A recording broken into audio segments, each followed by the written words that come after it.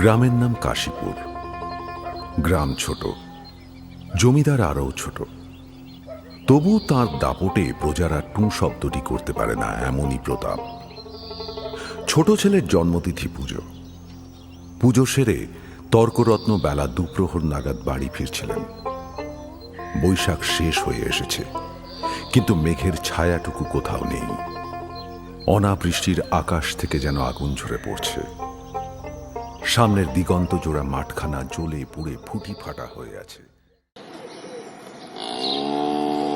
ওরে ও গফরা, বলি ঘরে আসিস? বাবারে কেন ডাকছো? সে কাইফেস কি তোরে দেবো নাকি? বাবারে ডাক। বাবার যে জ্বর। জ্বর না, তাই মটকা মেরে পড়ে আছে। ওসব জ্বর আমি খুব জানি। ডেকে দে হারামজাদারে, ও আসন্ড।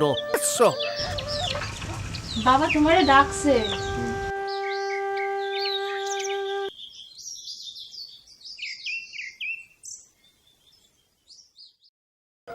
এই ওটা কি হচ্ছে শুনি? হ্যাঁ, এটা হিঁদুর্গা, জমিদার বেরাম্বন, সে খেয়াল আছে?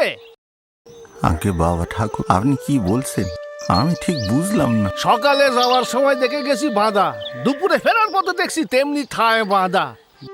গোহত্যা হলি যে কর্তা তোরে জ্যান্ত কবর দেবে? হ্যাঁ, সে কি আর সাধারণ লোক? সে বামুন নয়, প্রাণে মেরে ফেলবে তোরে। কি করবো বাবা ঠাকুর, আরো লাসারে পড়ে গেছি। দিন থেকে গায়ে জ্বর, ওরি ধরে যে দু খুঁটো খাইয়ে আনবো তারও উপায় নেই। মাথা তুলতে গেলেই মাথা ঘুরে পড়ে যায়।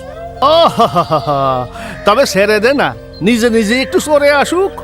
কোথায় ছাড়বো? ধান এখনো সব ঝাড়া হয়নি, খামারে পড়ে আছে। খড় এখনো গাদি দেওয়া হয়নি, মাঠের আলগুলো সব জ্বলে গেল।